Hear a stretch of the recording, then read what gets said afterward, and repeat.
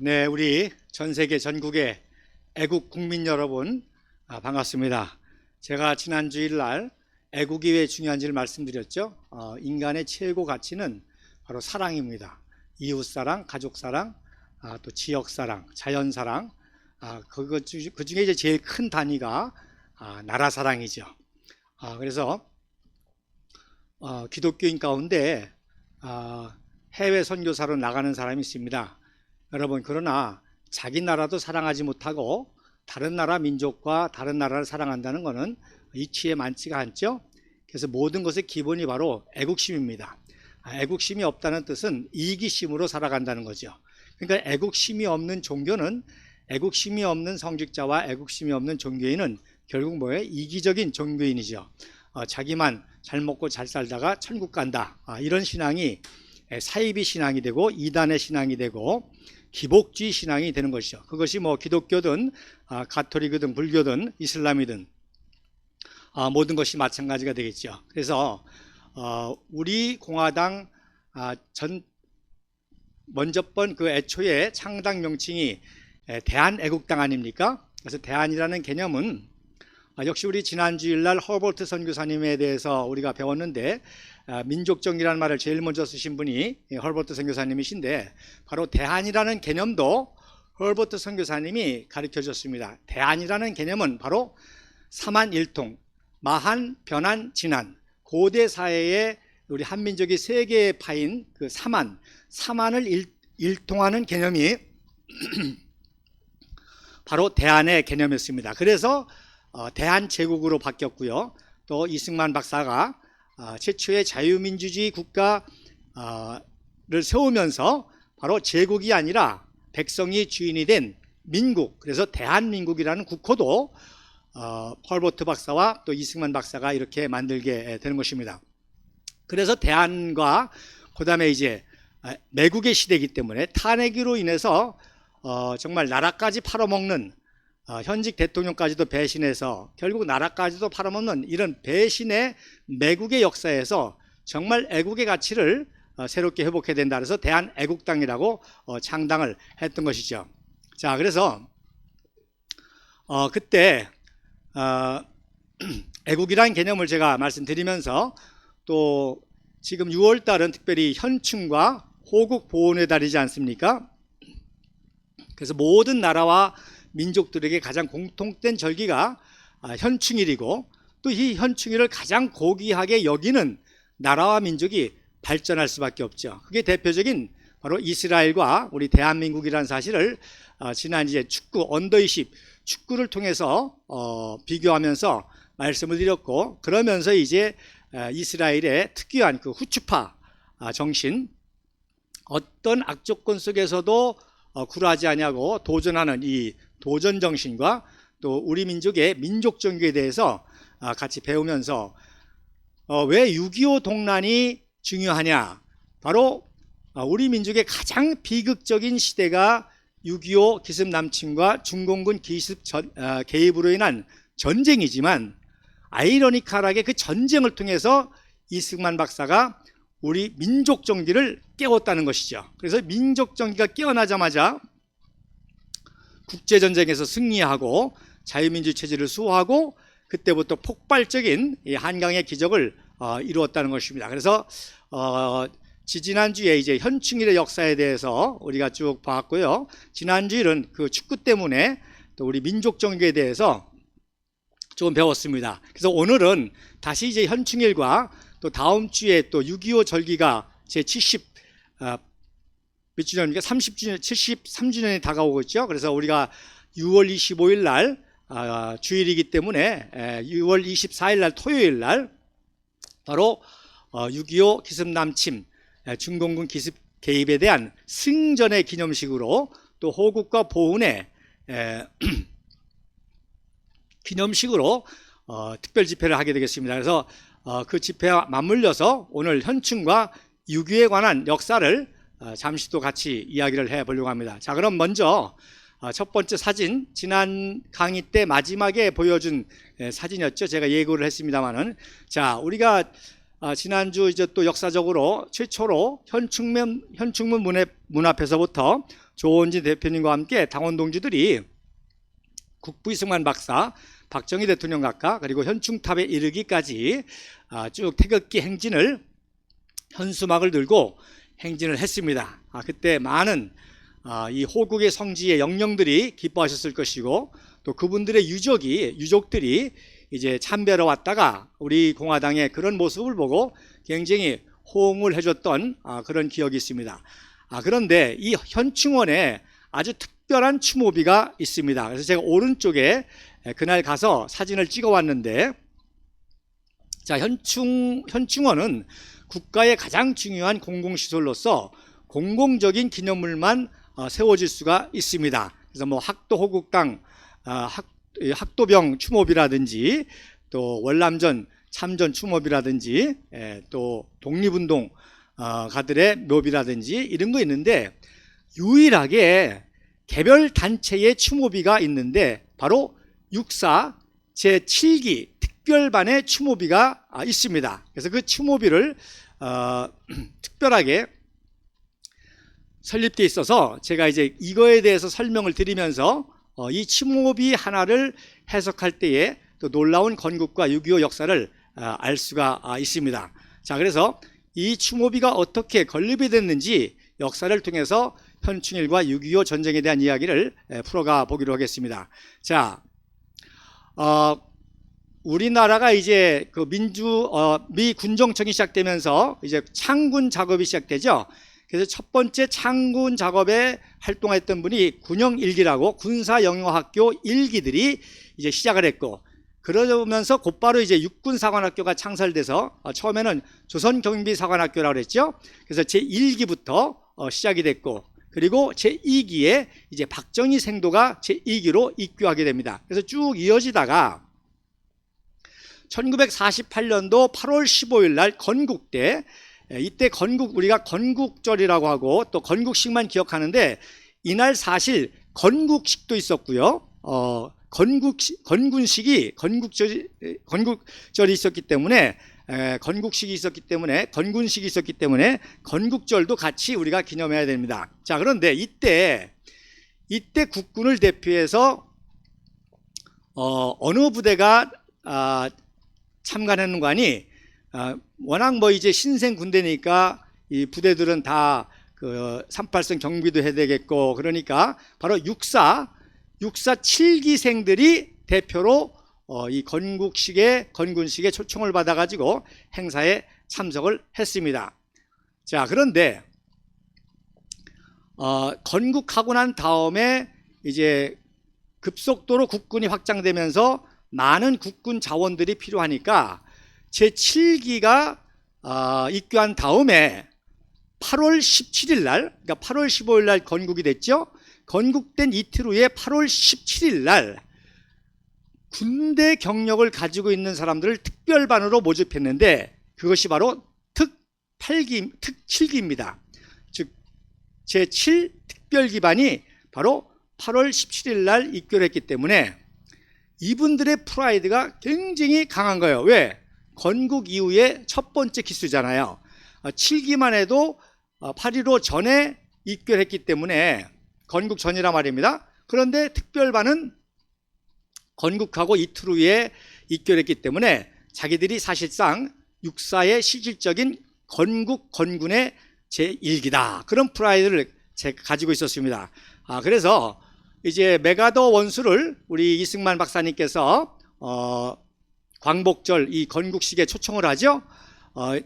이 메가더 원수는 단순한 미 국동군 사령관이 아니라 연합군 사령관이죠. 태평양 전쟁을 승리를 이루었던 연합군 사령관이면서 동시에 일본을 군정으로 통치하는 군정사령관이었어요.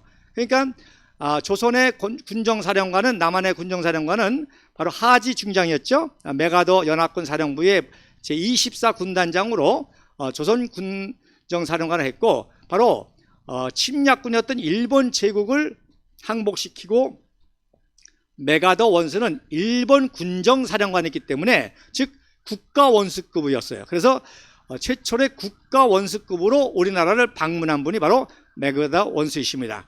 그래서 김포공항에서 이제 국군 관계자하고 사열하는 모습인데 지금 악수하는 분이 바로 그 당시에 조선 경비사령관 송호성 준장입니다. 이분이 이제 6.25 때 월북을 하죠. 그러니까 이렇게 그 당시가 혼란했습니다. 이 창군의 조선 초대 경비사령관까지 지낸 분이 공산주의자와 연루되어 가지고 6.25 동란 때는 북한으로 월남하게 되고, 그래서 남침이라는 것을 이 송호성 때문에 북한이 공작한 겁니다. 즉 북한에서 6.25 남침을 일으키기 전에 새벽 4시에 전 방송국으로 방송을 합니다. 지금 남한의 송호성 부대가 북침을 해서 우리가 격퇴를 시키고 급속하게 남한을 점령하고 있다. 이런 방송을 하고 남침을 했거든요. 그리고 나서 서울을 점령하자 송호성이가 월북을 합니다. 월북을 해서 뭐라고 선전합니까? 내가 송호성입니다. 그러니까 북한 사람들은 다 믿죠. 송호성 부대가 진짜 북침해서 우리가 격퇴했다고 다 이 북침설을 다 믿는 것이죠. 이렇게 6.25 전에 송호성과 이런 내통이 있을 정도였습니다. 그러니 이렇게 혼란한 시대에서 참 대한민국이 건국되고 또 6.25 전쟁을 치렀다는 것은 다 참 대단한 일이죠. 자, 그리고 그 옆에 이제 대위급으로 이제 비서실장이 있고, 그 다음에 오른쪽에 대령계급장을 단 분이 이웅준 대령이십니다. 그리고 그 옆에 안경 쓴 중령이 바로 행정참모부장 김백일 중령입니다. 자, 그래서 이렇게 메가더 원소가 왔을 때 그 다음 사진에 보면 자, 김포공항에 내려서 이제 사열을 받죠. 경례를 합니다. 그래서 메가더 원수와 이제 하지 군정사령관, 그리고 오른쪽에 민사참모죠. 휘트니 소장이 있는 모습입니다. 그 당시 이제 준장에 섰어요. 그리고 국군을 대표해서 누구를 사열하는 거 아니? 바로 육사제 7기생을 사열합니다.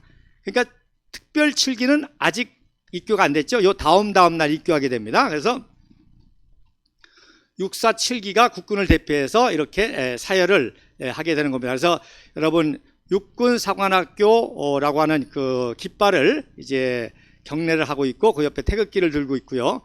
그 다음에 맨 앞에 이 중대장 생도가 6기생인 박경원 생도 중장으로 예편했죠. 강원도지사를 지낸 박경원이라는 분이 두 분입니다. 내무부 장관 출신이 있고 강원도지사 출신인데 얼마 전에 이분이 이제 100세에 소천하셨습니다. 그래서 7기생이 이렇게 있는 겁니다. 자, 그래서 그 다음 사진에 보면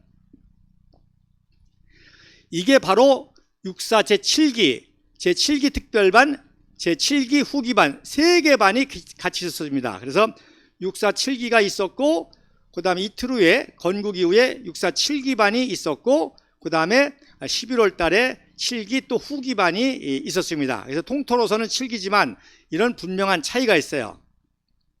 그래서 이게 7기생 사진인데 이게 특별기인지 후반기인지는 아직도 정확하게 해독을 제가 못하고 있는데, 이게 그 당시 육사 생도들의 모습이고, 왼쪽에 패치가 바로 육사라고 쓴 그 패치 마크가 되어 있고, 아마 총기 검사 훈련을 지금 하는 것 같습니다. 자, 그래서 그 다음 사진에 보면 7기생이 사열을 받고 있는 사진이 나옵니다. 자, 건국식 다음에 그 전 사진 보여주세요. 세 번째 사진에 보면 중앙청에서 건국식을 하고 난 다음에 국군의 사열을 받는데 이게 바로 건군식이 되겠죠. 그 행진하는 사진 한번 보여주세요. 자, 이게 어디냐면 여러분 시청 아시죠? 시청 건너편 에서 연단을 설치해 가지고 육사 7기생들의 사열을 이렇게 받는 모습입니다. 그래서 그 연단에 보시면 이승만 박사 내외가 보이고요. 그 다음에 이제 여러 정보 요인과 외국인 요인들이 사열을 받는 모습이 보이고, 옥상에 구경하는 모습이 보입니다. 자, 그래서 이 육사 특별기가 왜 중요하냐? 자, 보세요. 1948년 8월 9일 날 육사 7기가 입교해서 11월 11일 날 임관을 하고요. 그리고 22일 날 제7기 후기반이 입교를 합니다.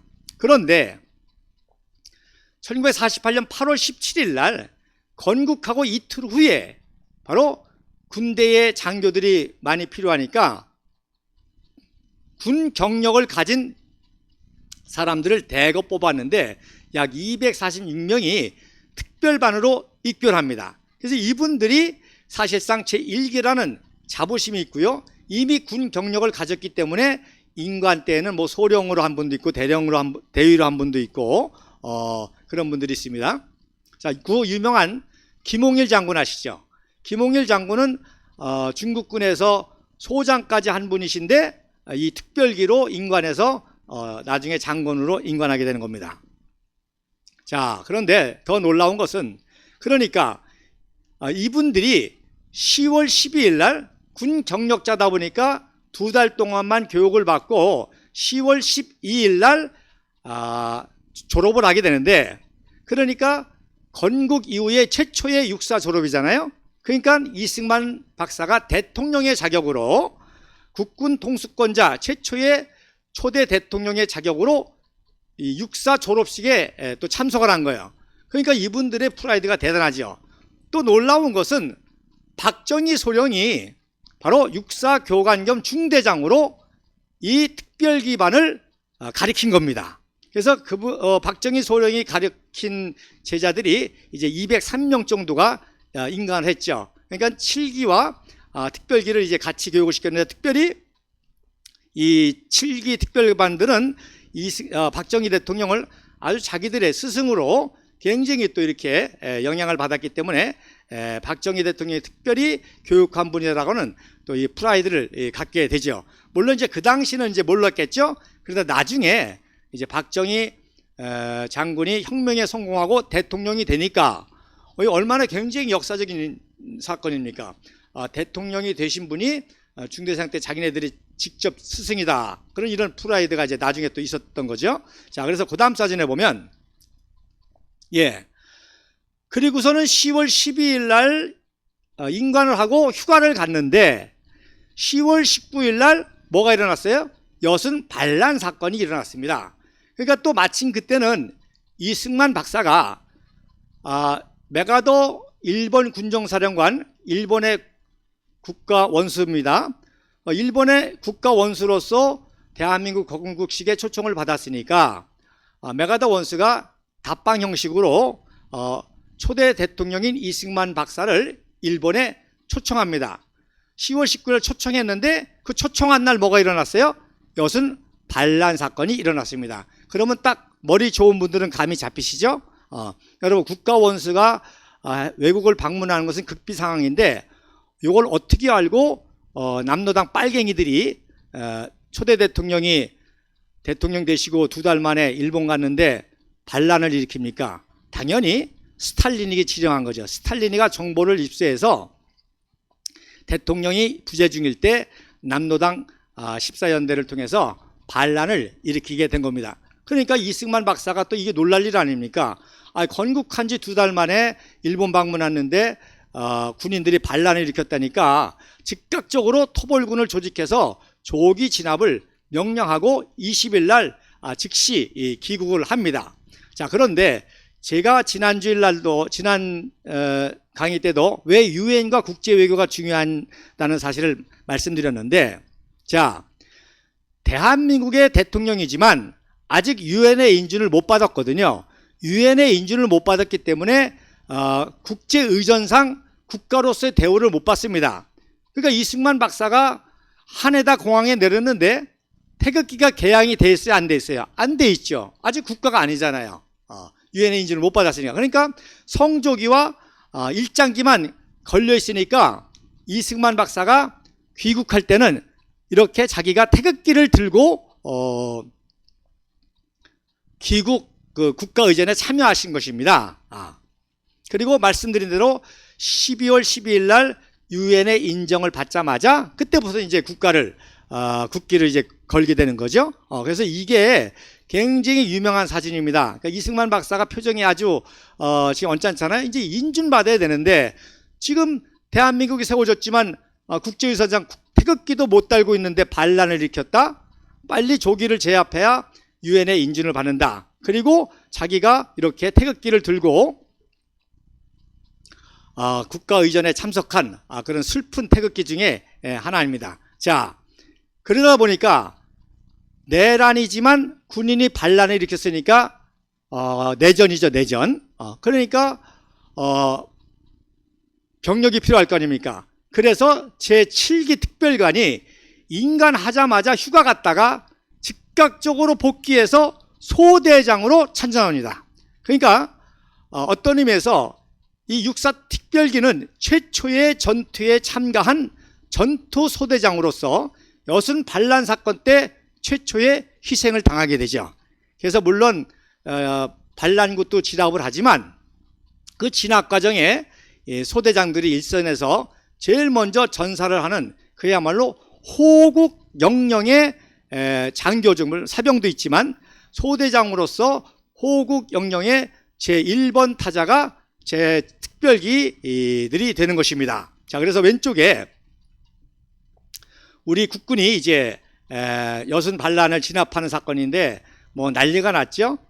일본식 목조 건물 반란군들이 불을 질러 가지고 이렇게 대형 화재가 나고, 그러니까 이 반란군을 진압하는 국군에게는 굉장히 큰 프라이드가 있죠. 지금 나라가 되느냐 마느냐, 유엔의 인준을 받느냐 마느냐는 그 손이 누구에게 달렸어요? 바로 자기들에게 달렸단 말입니다.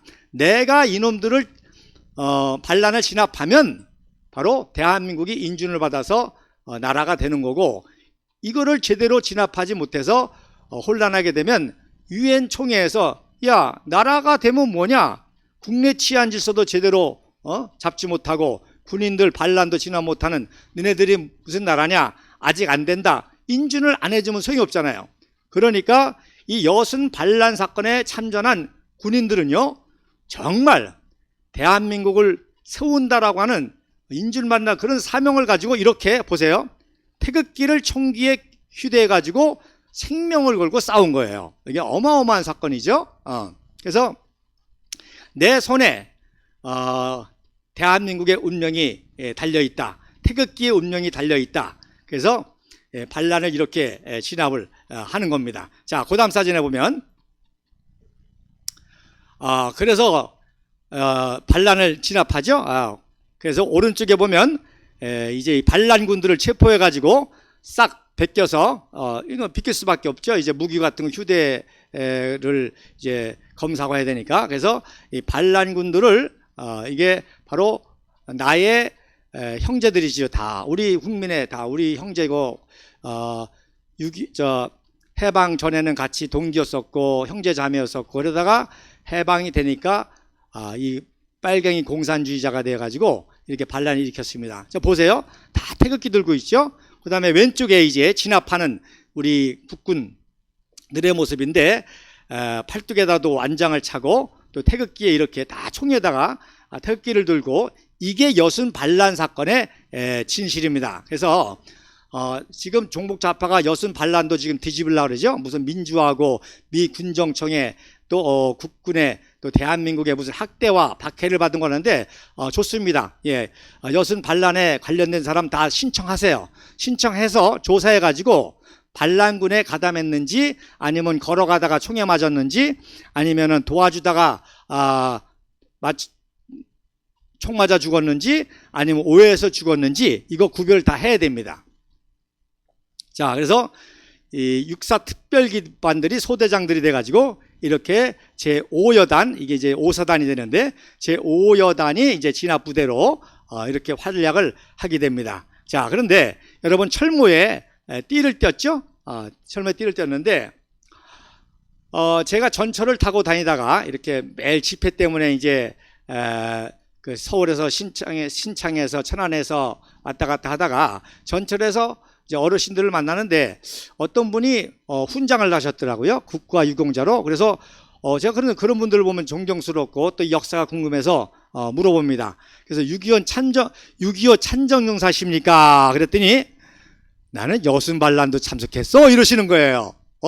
6.25 참전 정도가 아니라 6.25 참전 전에 여순 반란 사건에 제5여단 병사로서 참전했다는 겁니다. 그래서 내가 너무너무 반갑고 너무너무 또 궁금해가지고 또 제가 좀 또 잘난 척을 좀 했죠. 그래서 그때 이 여순 14연대하고 피하 식별이 안 되니까 철모에다가 그리고 비표시로 이렇게 노란 띠를 착용하고 전투하셨죠? 그랬더니 이분이 씩 웃으면서 그때마다 달러 그러시는 거예요. 제가 그걸 몰랐습니다. 그러니까 이걸 비표라고 그러죠. 그래서 매일매일 바뀝니다. 그러니까 빨간 띠를 둘 때도 있고 파란 띠를 둘 때도 있고 하얀 띠를 있고 노란 띠를 둘 수 있고. 그래서 저는 이제 노란 띠를 둘렀다는 것만 제가 역사를 공부하면서 발견해서 그런 줄만 알았더니 이제 새로운 사실을 알았던 거죠. 그렇게 맞을 것 같습니다. 그 암구호도 바뀌듯이 비표도 그렇게 매일매일 이제 바뀌죠. 그러니까 14연대가 반란을 일으키다 보니까 피하 식별이 안 되는 거예요. 저게 국군인지 우리 편인지 반란군인지. 그래서 이렇게 피하 식별을 하죠. Identity of friend or foe. 그래서 친구냐 적이냐 피하 식별을 하기 위해서 이렇게 했는데, 그 다음에 또 중요한 게 지금 총기를 들었는데 대부분 뭘 들었냐면 신형 카빈총을 들었습니다. 이 카빈총은 그 당시 최신형 반자동 소총이었고요. 그 다음에 애만 소총만 해도 그 당시 신형이었습니다.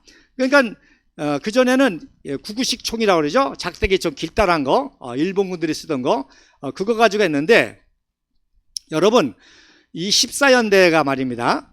14연대가 원래는 이 제주 4.3 사태를 진압하기 위해서 최신 무기로 무장을 시켰습니다. 자, 말씀드린 대로 제주의 선거를 방해하기 위해서 김달삼이가 반란을 일으켜가지고 결국 그 소요 때문에 제주도에 선거를 못했거든요. 그러니까 신생 대한민국이 빨리 제주도를 평정해서 거기서 선거를 빨리 치러야, 그래야 유엔 인준받는 데도 도움이 될 거 아니에요. 그러니까 14연대를 최신형 무기로 무장을 시켜가지고 제주도에 진압을 하러 보냈는데 그 명령을 거부하고 반란을 일으킨 거예요. 그러니까 초기 진압이 어려웠죠. 왜? 최신 무기를 가지고 있었으니까. 그래서 곧바로 말씀드린 대로 우리 토벌군도 이렇게 최신형 카빈 소총, 애만 소총, 캐리바 50 기관단총, 박격포 이런 것들을 이제 동원해 가지고 14연대를 싹쓸이 한 거죠. 그러니까 이 여순 반란 사건이 왜 중요하냐면 건군의 1등 공신이기도 하지만 반란을 진압해서 유엔에 인준받는데 당당했거든요. 자, 어느 나라든지 이런 반란이 있을 수 있고 반역이 있을 수 있지만 우리는 깨끗하게 조기에 다 진압을 했다. 이 정도로 우리는 치안질서 능력과 국방안보 능력이 있다. 이래서 유엔 인준받는 데도 도움이 됐지만 더 중요한 것은 이때 뭐예요? 실전 경험을 한 거예요. 그래서 이때 지난번 박정희 인관 때 제가 설명했습니다마는 박정희 장교가 육사 2기를 졸업하고 춘천에 8년대에 갔을 때 그때 작전 대리 참모로 최초로 연대급 훈련을 작전을 위반해냈는데 이것이 육군본부에 채택이 돼가지고 육군 교관으로 가게 된 계기가 됐거든요. 그런데 여순 반란 사건 14연대가 반란을 일으켰으니까 박정희 중위가 위반한 연대 작전이 거기 실전으로 적용돼 가지고 대성공을 거둔 거예요. 대단하죠? 이런 거는 일반 사람들 역사를 거의 모를 겁니다. 아마 글쎄요, 우리 국방부에서도 이 역사를 알지 좀 궁금한데 아마 모를 것 같습니다. 그래서 이때 처음으로 연대 단위 전투를 실전에서 경험한 게 5사단이고 이때의 실전 경험이 있었기 때문에 6.25의 기습 남침을 당해도 우리가 재빠르게 정비를 해서 미군의 도움을 받아가지고 북계군을 격침할 수가 있었던 것이죠. 물론 북계군도요 실전 경험이 전혀 없어요. 다만 이제 6사단이라든지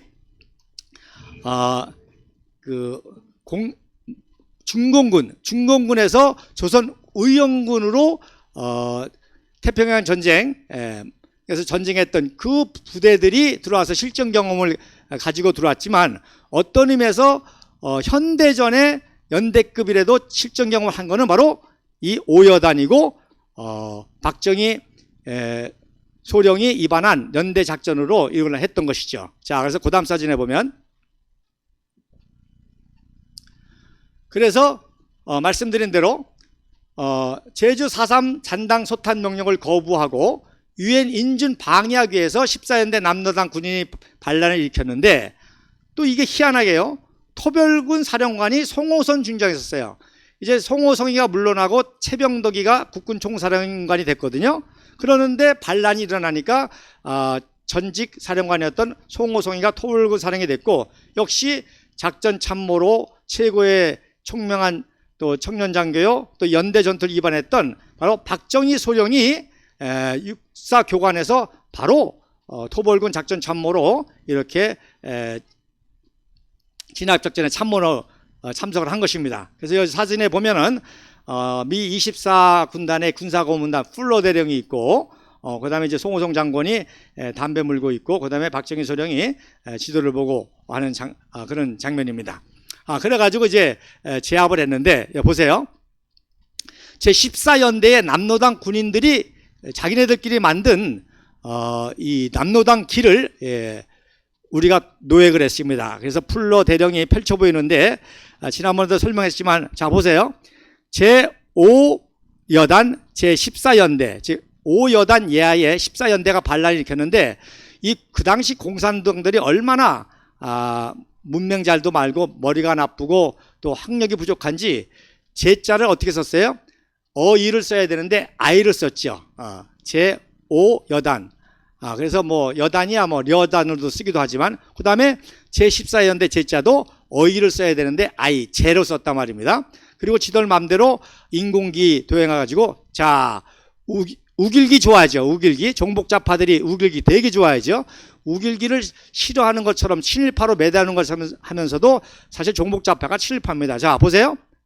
우길기랑 똑같잖아요. 우길기 안에다가 공산당 별을 그리고 나름대로 무궁화 같은 마크를 늘어놓고, 그리고 총하고 칼을 갖다 이렇게 X자 표시라는, 이 정도로 참 남로당이 14연대에서 반란의 역할을 한 것입니다. 자, 그래서 다시 말씀드리지만 이 사건 때문에 이승만 박사가 국군 내의 모든 공산주의자를 다 처벌하라고 해서 생긴 게 여순 반란 사건 이후에 숙군 사건인데, 그래서 이 숙군 사건에 연루돼 가지고 박정희 소령이 체포가 되지 않습니다. 그런데 자, 말씀드리는 것처럼, 자, 그 진압작전을 직접 참여했던 분이 박정희 소령이기 때문에, 쉬운 얘기로 만약에 박정희 소령에게 조그마한 혐의가 있다고 한다면은 이건 사형입니다. 아니, 반란 사건을 진압한 장교인데 반란군의 남로당하고 연루가 있다? 뭐 조직도를 안다? 뭐 조직과 관련돼 있다? 뭐 정보를 제공했다? 이거는 이건 재판할 것도 없이 그냥 직권 사형입니다. 박정희 소령은 그야말로 아무런 관련이 없이 바로 엮였기 때문에 이재봉 목사가 포섭하려고 이름 적은 종이 하나, 그것이 나왔기 때문에 체포돼서 일절 혐의가 없으니까 이게 용서가 되고 사면이 되는 거죠. 자, 그래서 그 다음 사진.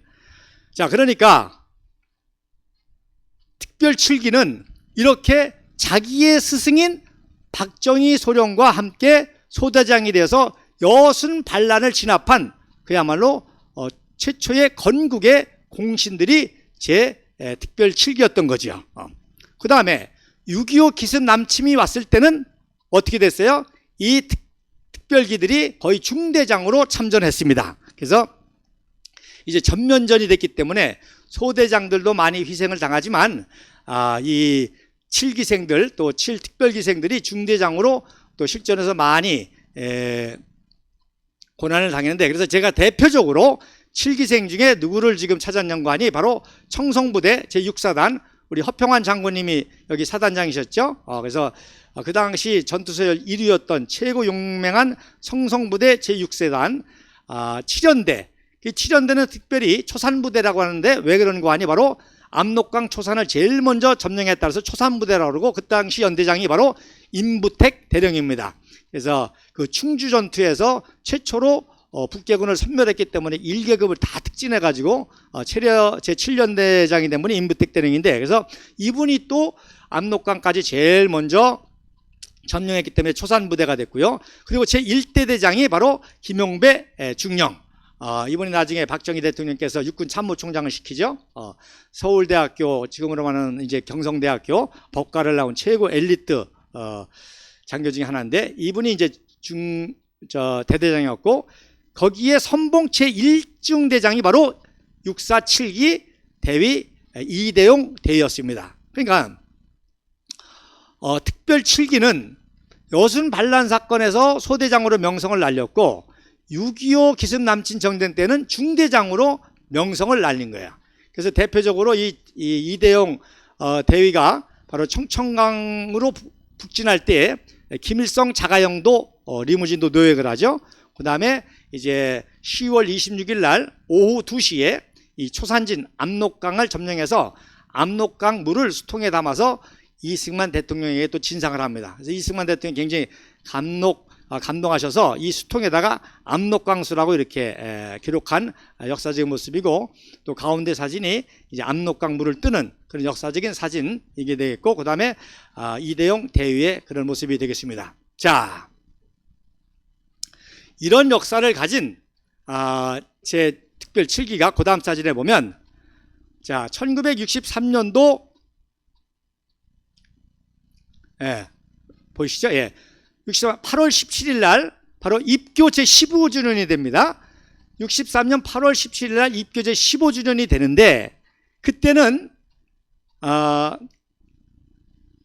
대통령 권한대행 겸 최고의장 박정희 대장이 8월 30일 날 저녁식을 앞두고, 아니 보름 전입니다. 그러니까 육사제 특별기생들이 이 박정희 대통령 이 권한대행 대장을 찾아와 가지고, 각하, 우리가 각하의 친제자들 아닙니까? 그리고 이제 각하가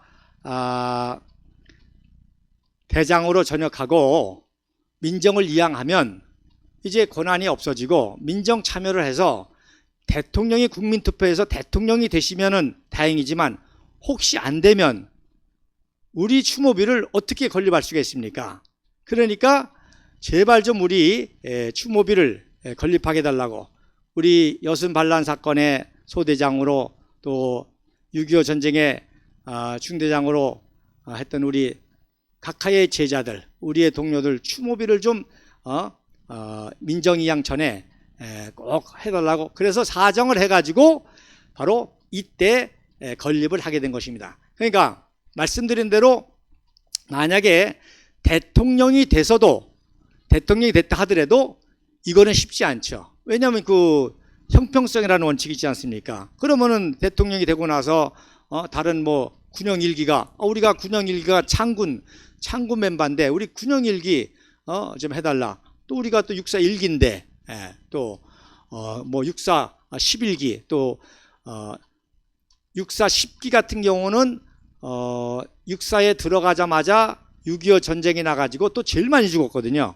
그러면 그들도 우리도 추모비 세워달라. 그러면은 대통령으로서 형평의 원칙이 있지 않습니까?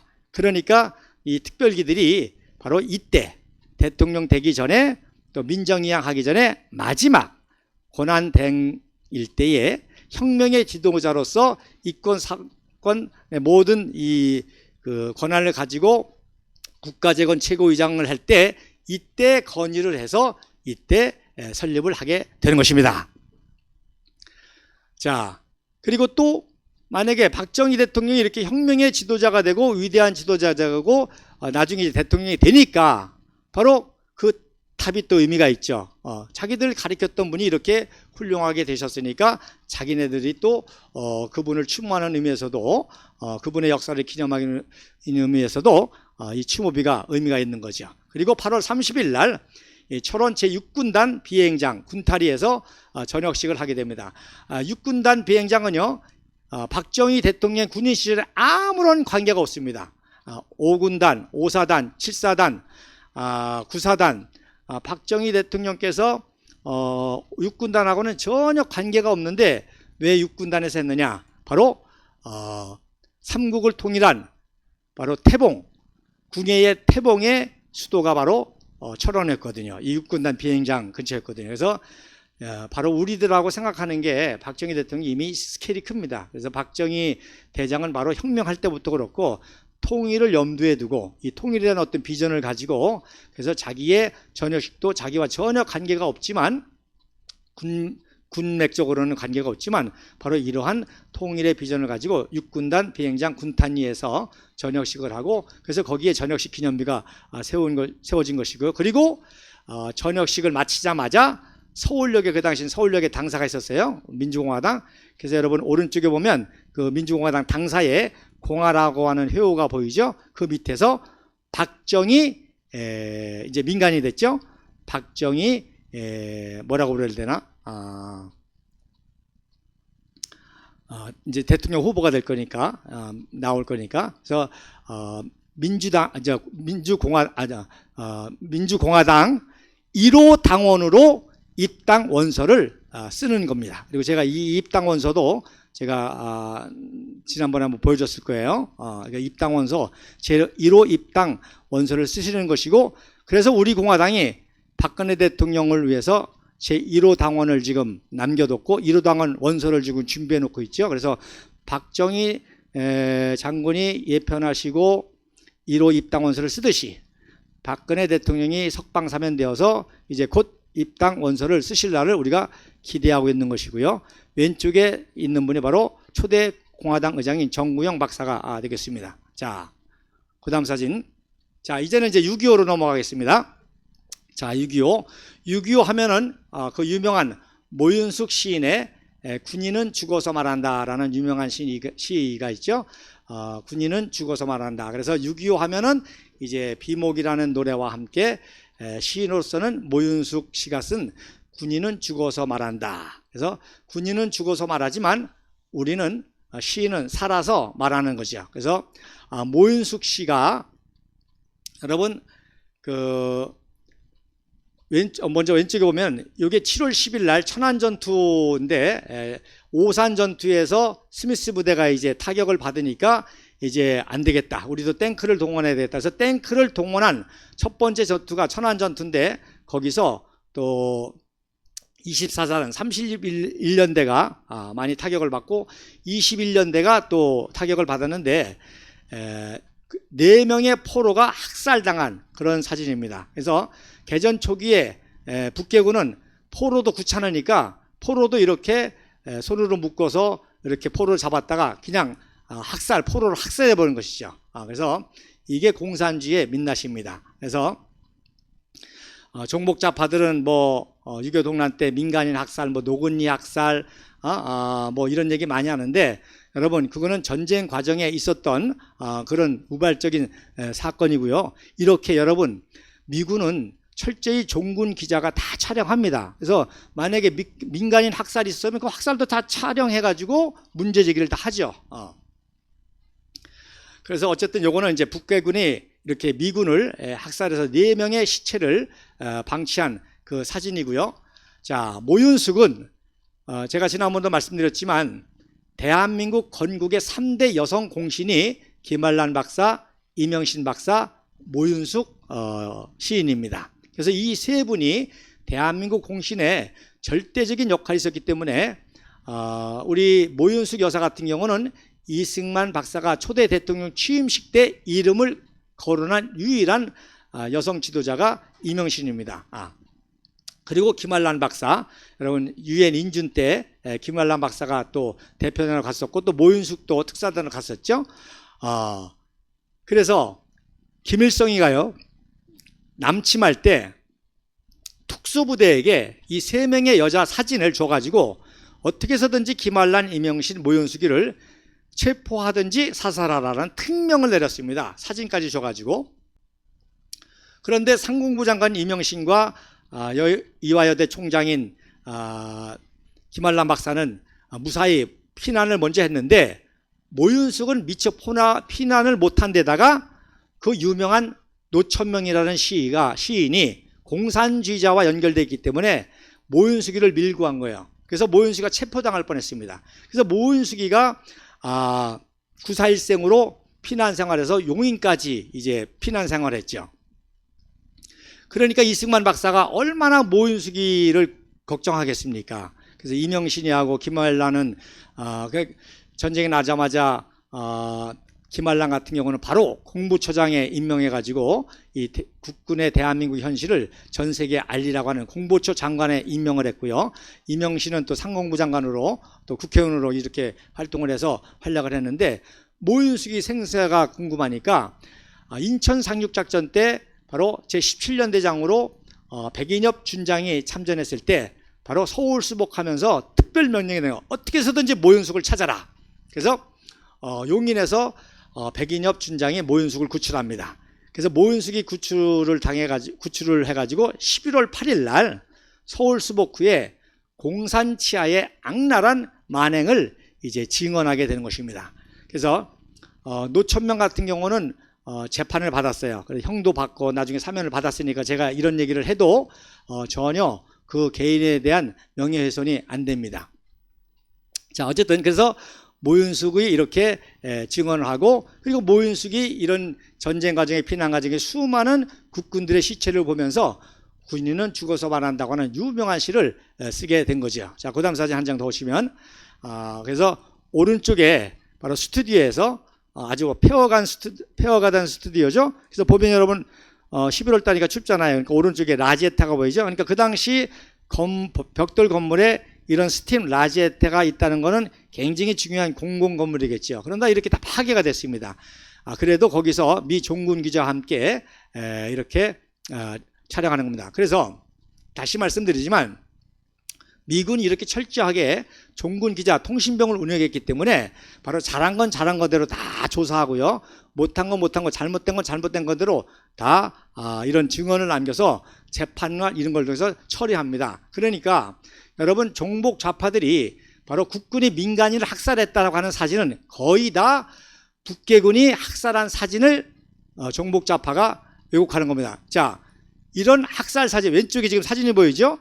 왼쪽에 이게 또 아까 말씀드린 그 21년대 24사단 71년대 4명의 희생자 중에 한 명이 이렇게 비참하게 포로였다 학살당한 사진을 증거로 찍었는데, 만약에 이 사람이 민간인이었다고 한다면은 종북 좌파가 이 사진을 가지고 뭐라고 왜곡하겠어요? 국군이 민간인을 학살한 사진이다라고 선전하겠죠. 근데 보세요. 이렇게 모든 사진은 거의 미군이 찍은 사진입니다. 그러니까 북계군이 뭐 이런 작업을 하나요? 안 하지. 그냥 죽여버리고 뭐 하고 다 하죠. 그러니까 잘 들으셔야 돼요. 종북 좌파가 이렇게 미군과 국군이 민간인을 학살했다고 하는 사진은 다 누가 찍었냐? 미군이 찍었다는 거예요. 그 미군이 그 사진을 찍을 때는 만약에 그 사진이 정말 그런 학살 사진이라고 한다면 당연히 그 학살 사진이라고 해서 미군과 국군에 보고가 돼가지고 우리 그 정부에는 항의를 할 테고 미군에게도 문제를 삼겠죠. 그래서 이 왼쪽 사진도 그중 사진의 하나입니다. 자, 그 다음 사진에 보면, 그래서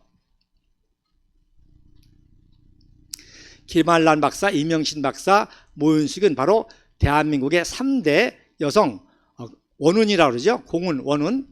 그래서 건국과 구국과 호국의 원훈이었고, 그래서 55년도에 김한란 박사와 모윤숙 여사가, 요 여자분이 미 대사 브리기스 대사 부인과 함께 미 공보원 서울지점 도서관을 재개관하는 겁니다. 여러분, 미 도서관 공보관 굉장히 중요하죠. 여기 들락날락해야 미국 유학 가는 아주 중요한 그런 곳입니다. 이렇게 휴전 이후에는 이런 문화적인 큰 활동을 한 것이고요. 그 다음에 이제 이명신 박사님 같은 건 이제 중앙대학 총장이 돼가지고 1959년도에 중앙대학교의 국내 최대 도서관을 건립하면서 우남 도서관이라고 명명해서 개관식을 하는 그런 사진입니다. 그래서 김한란 박사 같은 경우도 이제 평생 독신으로 사셨는데, 선교사들이 김한란을 키우면서 너무너무 똑똑하고 하니까 김한란, 너는 결혼하지 말고 평생 독신으로 이 나라와 민족을 위해서 일해라. 그렇게 키운 여성 지도자들이 많은데 다른 뭐 여성들은 이제 결혼해가지고 이혼하고 그런 사람들도 있고 쟁쟁한 여성 지도자들 가운데 다게스터라든지 뭐 그런 많이 있지만 바로 김한란 박사는 선교사들의 말을 듣고 평생 독신으로 헌신하신 분이고 역시 이명신도 평신 독생으로 이승만 박사의 독립운동 때부터 3.1운동 때부터 비밀 요원으로 활동했던 분이 바로 이명신 박사고 그리고 모연숙은 초대 교육부 장관, 문교부 장관을 했던 안호상 씨와 결혼했는데 이 안호상 씨가 독일 유학파거든요. 그러니까 굉장히 독일식으로 철저하고 아주 완고하고 보수자인데 모윤숙 씨는 또 아무래도 이대 나오고 또 선교사들 접촉하면서 굉장히 자유롭기 때문에 결국 결혼 생활을 오래 하지 못하고 이혼해서 딸을 하나 데리고 사시면서 이제 홀로 지내면서 이렇게 위대한 건국의 여성 활동을 한 거죠. 그러니까 여러분 이제 감이 잡히시죠? 왜 종북자파들이 김한란, 이명신, 모윤숙하면 이를 갈고 친일파라고 이를 박박 가느냐? 바로 대한민국의 위대한 공신이고 종북좌파들에게 완전히 최고의 적대자였기 때문에 그렇게 매도하는 것을 알 수가 있습니다. 자, 그러면 얼마나 이제 이분들이 유명한지 또 이분들이 박정희 대통령을 얼마만큼 도와줬는지 그 증거가 되는 사진으로 그 다음 사진 보시면 자, 박정희 대통령이 제5대 대통령이 되고 1965년도 5월 16일 날 초청을 받습니다. 5월 16일 날 혁명 제4주년 기념으로 존슨 대통령이 국빈 초청을 해가지고 역사상 최고의 예우로 박정희 대통령을 모시는데 그때 박정희 대통령이 바로 박정희 대통령의 국제 외교를 지원한 대한교육협회 회장 이명신 중앙대 총장을 같이 수행하고요. 또 특명 정권 순환대사, 그러니까 전 세계 아무데나 이렇게 필요한데 이제 돌아다니는 순환 정권대사로 양유찬 전 주미대사, 이승만 대통령 때 최장수 거의 그 10년 동안을 주미대사란 양유찬 이분을 모시고 그 다음에 그 당시 주미대사는 김현철인데 이 김현철은 바로 이승만 박사가 유학 시절부터 키워가지고 재무부 장관으로 이 대한민국 건국의 그 경제 발전에 큰 역할을 한 분인데 이분이 이제 혁명 당시에는 내각 소반을 하고 또 원자력을 회복시키고 그리고 이때는 이제 주미대사로 할 그럴 당시입니다. 그래서 미국을 방문했을 때 이분들을 모시고 이제 만찬하는 장면인데 그 영상을 한번 직접 보도록 하겠습니다. 영상 한번 보여주세요. 자, 주한 미 대사관에서 리퍼블릭 오브 코리아 엠바시 만찬회를 하는 그런 장면입니다. 교민 만찬회.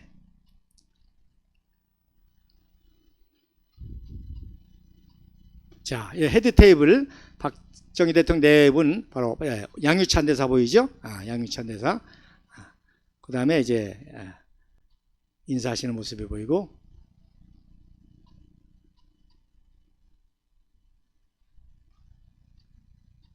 예. 자, 보셨습니다. 그래서 말씀드린 것처럼 양유찬 대사는요, 여러분 아시는 것처럼 이승만 박사가 하와이 시절부터 아들처럼 키운 사람입니다. 아들처럼. 그리고 김현철은 미국에서 유학할 때부터 또 키운 사람이고 뭐 이명신 말할 것도 없고 그래서 여러분이 많이 우리 그 우파 국민들이 오해를 하시는데 이렇게 이승만 박사와 박정희 대통령의 연결고리가 있습니다. 그리고 결국 이승만 박사가 키워놓은 수많은 사회 각분의 엘리트들이 박정희 대통령을 도와서 한강의 기적을 완성한 것이죠. 자, 그러면 지난주에 또 이어가지고 민족정기를 얘기하다가 자, 그래서 6.25가 그 다음 사진에 보면 6.25가 겉으로는 참 우리 민족사의 최대의 비극 아닙니까? 동족상경의 비극이요. 거기다가 이제 중공군까지 개입해가지고 국제 전쟁을 치른 정말 남의 나라 땅에서 청일전쟁이 일으켰고 남의 나라 땅에서 러일전쟁의 비극을 맛봤는데 이제 자기네 땅에서 중공군의 또 기습 개입을 받아가지고 국제 공산 세력과 소련과 이 전쟁을 치른 정말 동족상경의 가장 가슴 아픈 비극이 6.25인데 놀랍게도 이 6.25를 통해서 세 가지 기적이 일어납니다. 그래서 이 세 가지 기적이 무엇인지를 제가 다음 시간에 이제 말씀을 드리려고 하는데, 미리 주제만 말씀을 드리면 바로 6.25 전쟁을 통해서 이승만 박사가 우리 청년들과 우리 국민들의 민족 정기를 깨웠다는 것이죠. 그 다음에 두 번째로는 바로 UN 22개국입니다. 여러분, 전투병 16개국과 의료지원단이 6개국이에요. 6개국. 독일도 들어왔습니다. 그래서 자, 한마디로 말해서 최첨단 글로벌 시스템, 글로벌 스탠다드, 군대뿐만 아니라 모든 문화사회 전반에 걸쳐서 글로벌 시스템으로 대한민국이 완전히 탈바꿈한 기회가 된다는 것입니다.